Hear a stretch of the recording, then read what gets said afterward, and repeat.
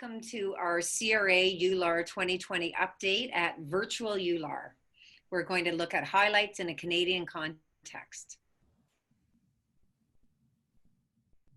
This program is sponsored by Gilead Sciences Canada Incorporated. And these are our disclaimers. These are our opinions, and in fact, our opinions might not reflect other people's opinions. There's a couple interesting abstracts on machine learning. There's one that's also looking at machine learning of ultrasound and training, the scoring. But two kind of neat ones I thought that might be applicable. One's a positive for artificial intelligence and the other's not so positive. So the one is, it's got a fancy name, this auto score. So it's, as you might guess, it's automatically scoring.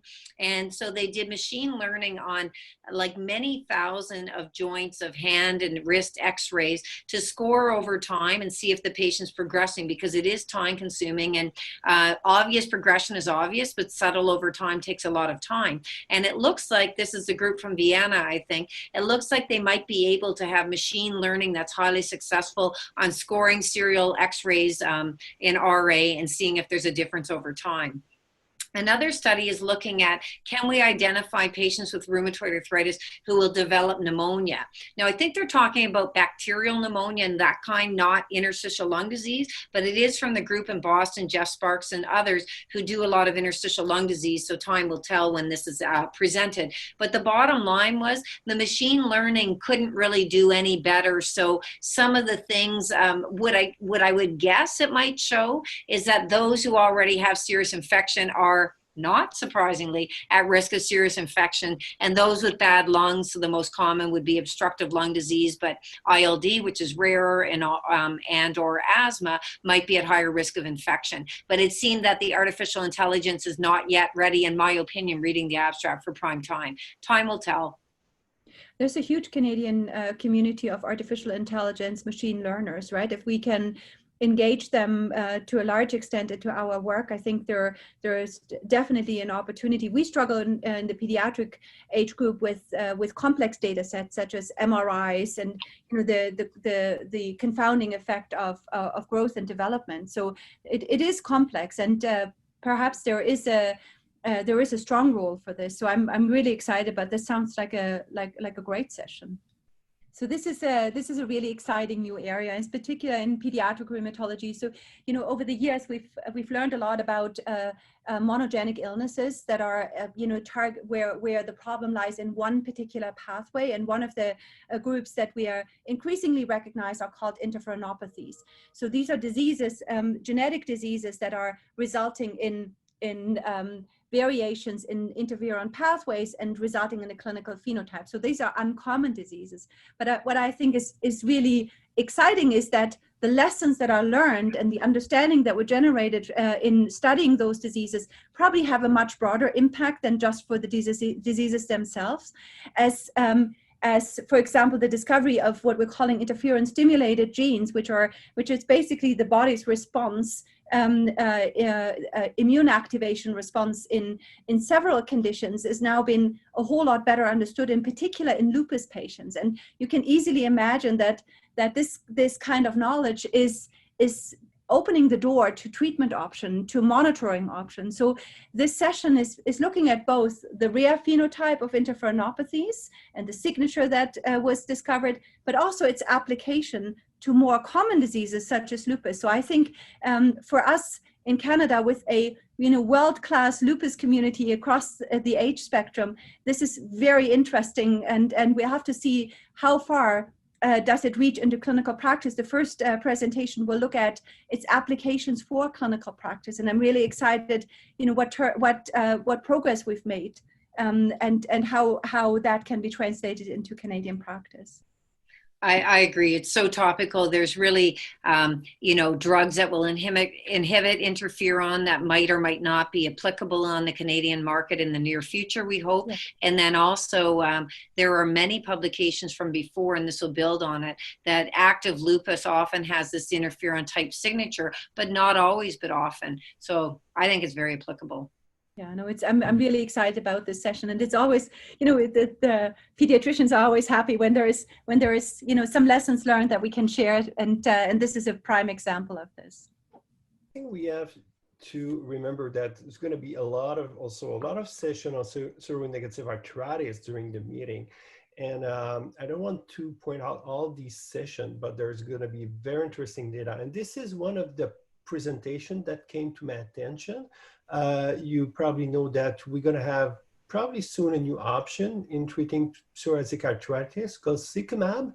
It's an inhibitor of interleukin 23. It's already available for treating skin disease, not PSA, but psoriasis.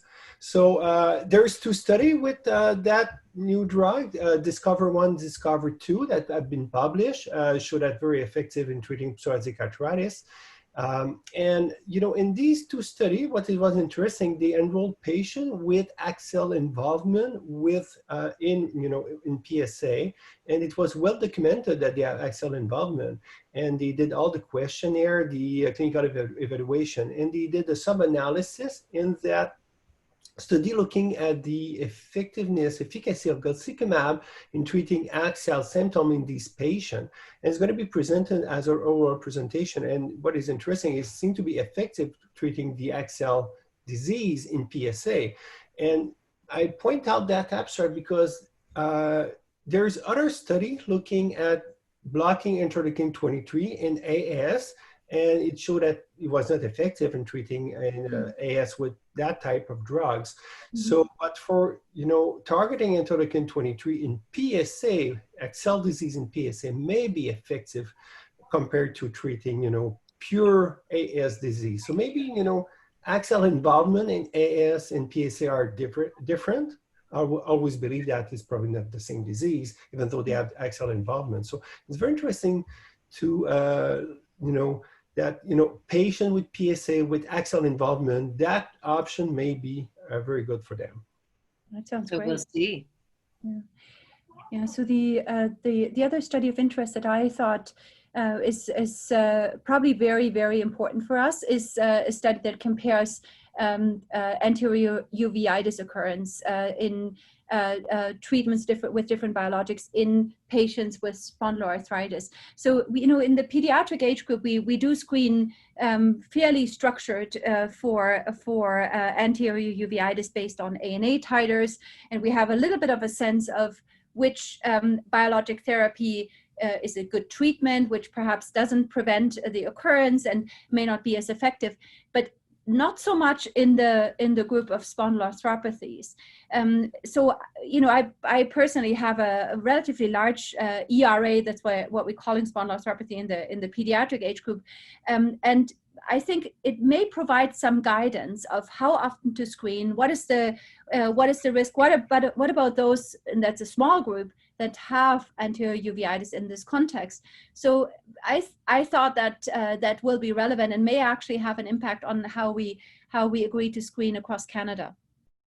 I think as well from an adult context, we certainly need drugs that are effective. Some people will have their recurrent or even chronic uveitis, and some of our seronegatives like psoriatic will have pan uveitis, and sarcoid and other things we're asked to treat. So I think it'll be really helpful to know that there might or might not be drugs beyond TNF. So you're looking at there in IL-17. There's been publications of case series on IL-6 inhibitors, JAK inhibitors. Yeah. So we really, I think putting the data together would be really helpful for us. Yeah, that's what I'm hoping this presentation will be. I'm really excited about this. So it's pretty neat, our CRA EULAR 2020 virtual Congress. I look forward to seeing you guys every day. So Sousa, Louis, and I also look forward to some of Louis' presentations en français. So that's great. And we hope that you'll be able to tune in and please spread the word because we think this is a real value add. Thank you.